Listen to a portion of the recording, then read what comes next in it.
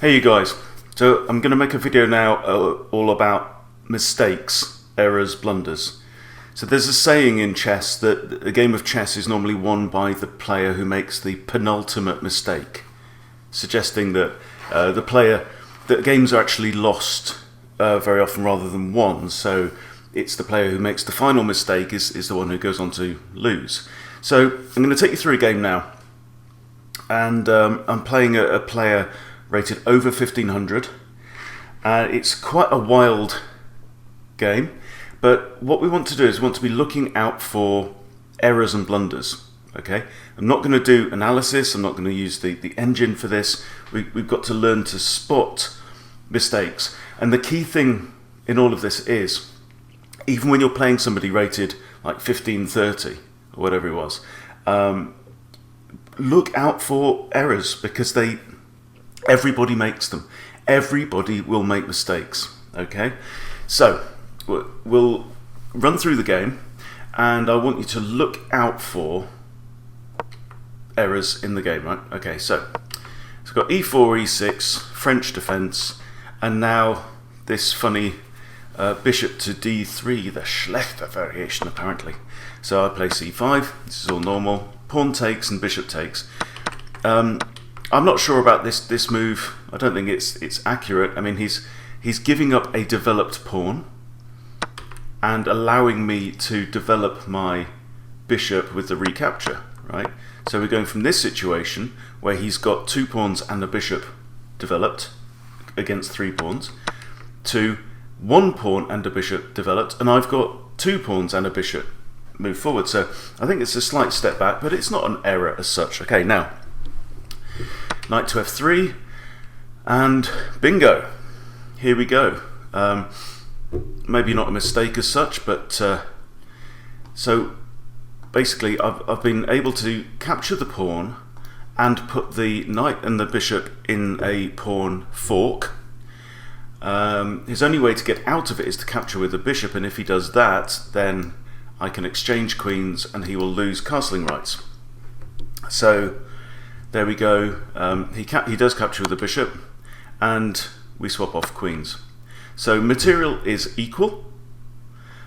He's slightly ahead in development, but he can't castle. Okay, so when this kind of thing happens, you have to say, okay, right, the big imbalance in the game is that my opponent can't castle, and how do I maximize the benefit to me of that imbalance? Okay, so obviously right now the other thing is that there's also a hanging pawn on f2.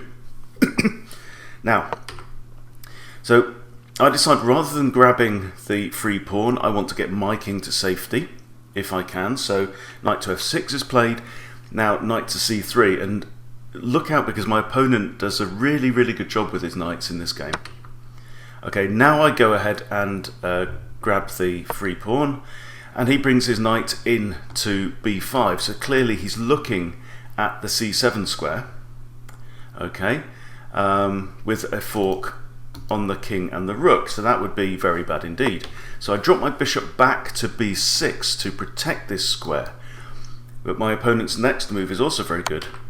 He plays the knight to d6, and now that's a fork on the king and the light squared bishop, right? So in just like 3 moves, this knight has come in and just undone me. So I have to move my king, and I move my king to this square. I mean, clearly if I'd have moved to d8, we'd have had the same problem. Knight captures the pawn with a fork on the king and the rook. Okay, so that's not possible. But I want to protect my bishop. I want to be able to recapture it. So I guess d7 or even e7 would have been fine, because then if it takes, I could recapture with the rook.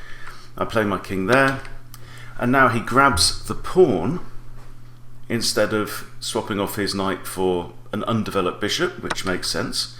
And now I grab a pawn, and now I'm threatening a knight fork on f2. So he moves his king. Right? This is one of those crazy games. So I move my rook out of the line of sight of the knight, and he brings his bishop out in front of his king. We exchange bishops, and now I bring my knight back to d6. And as soon as I'd done this, I went, oh no, because I'm a piece up at this point in time. Okay, but can you see why this is an error? Just take a moment. Right, I have moved my knight there in front of my king, and it also happens to be on an open file. Right, so this lines me up for a very straightforward tactic. Rook to d1. Okay, so what I've done is, by moving my knight there, I have put it in a pinnable position. I have invited the pin. And now we've got a situation where he's got two attackers against that knight, and only my king is defending. And if the king is the last defender on your side but can't make the final capture, then it's not a defender at all. So big problems here, big problems. So I think for a little while then I decide to move my king to e7. So now I'm attacking his knight, but clearly, so now I've basically just lost my piece advantage. Okay, so it's game on. We've both got our kings out in the board. We've both got 5 pawns. He's got 2 knights. I've got a knight and a bishop. Okay, so I move my bishop to d7. I'm wanting to try and get some security around my king. I want to get my other pieces out. I want to connect my rooks on the back rank. Fairly straightforward. But in doing that, I blunder another pawn. So now I'm actually slightly behind. I'm behind a pawn. Now my knight comes out. Knight comes out to attack the bishop. Bishop runs away. Knight comes, and now we've got a situation with 2 attackers against the pawn on e6, and only 1 defender. So I have to defend again. But no, I don't. I move my bishop with a counterattack. Okay, so he's attacking a pawn, but I'm attacking a rook with a bishop. So he needs to do something. He comes in with check. I move my king over to f6. Now h4 defends the knight from the king. So he had the option of knight takes h7, but you always have to be careful with a knight and a king, because a king can trap a knight in the corner of the board. So if knight goes there with check, my king can come into g6, and if the knight's there, what squares can it go to? 1, 2, 3, right? Now if my king's on this square, it's defending those 2 blue ones, and clearly there are 2 rooks defending f8, so the knight could actually be lost in that situation. So he decides instead to shore up the knight and protect it with h4. I now hit the knight with h6, possibly giving my king a little hidey hole in there to run away to. Now he comes back with check, and I move my king to g6. So he does still have 2 knights attacking this pawn. He goes ahead and grabs the pawn, but this is his error. So he's done the exact same thing that I did, right? So in capturing the pawn, he's left himself open. He's put his knight into a pinnable position. So how do you spot something like that? Well, you see it. Here's what you say to yourself, okay?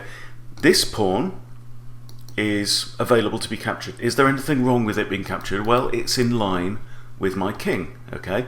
And if it's in line with my king, is there a piece that could potentially pin the knight, which would, if it's a straight line, then it's going to be a rook or a queen, or if it's on a diagonal, it could be a bishop or a queen. So in this case, yes, bang. So how can white defend this this knight? It's attacked once, so yeah, he could bring that rook in, I guess. This rook can't help. So why doesn't he play the rook into there? Let's say if the rook goes there, yeah, my bishop can come out to g4, which would then pin. Well, no, it'd be a second attacker. But yeah, so he can defend, but I can add a second attacker, and possibly even a third attacker if I want to double up my rooks against it, right? and it's still going to be pinned. So he calculated that it wasn't worth moving the rook, and now I add the bishop in anyway, because I can't simply take the knight because it is actually defended by the other knight. So he pushes a check, I get my king out of the way, and now his knight is still pinned, but pinned now to the rook rather than to the king as previously. Okay, so I've got two attackers on this knight, and it's defended once. So what he does is he moves his knight. So again, why doesn't he defend there? Maybe it's just a mistake. Interesting to know. But anyway, blunder, really. Basic blunder. He could have saved his rook. He could have counterattacked my knight. But what he does is moves his knight out of the way and goes from really quite a winning position to turning it on its head. So I'm now actually a full rook up. And he's, what, 2 pawns? He's got 2 extra pawns. So now he grabs my bishop, and now I pin the knight again. So there's a lot of pins going on here. So now this knight can't move, and it is just going to be lost. You know, I can move my knight to there or to there and attack it, and he can't defend that knight with either of these 2 pieces. So there you go, errors, and then the game takes a little while to finish off. But it's quite a neat checkmate. I'll show you the end of the game. So we've got some checks. So, you know, he soldiers on for a while, and now here again, you see he's moved his pieces in line with each other. So this really is a study in pins, isn't it? This is technically a skewer because he's got a more valuable piece in front of a less valuable piece. So this is really just trying to force the exchange of rooks. So instead of that, he counterattacks, but I move out of the attack with check. King moves, now I grab his knight. So we're basically exchanging knights, and I'm still a rook up in the game. And now I'm going to try and checkmate him. So here, if I go rook to e1, he can block with his rook. Now we could swap off rooks, and then it's just a case of bringing my king around and sweeping up these pawns, because his king would be trapped on the first rank. So I do that, but now I bring my knight back, my rook back to e2.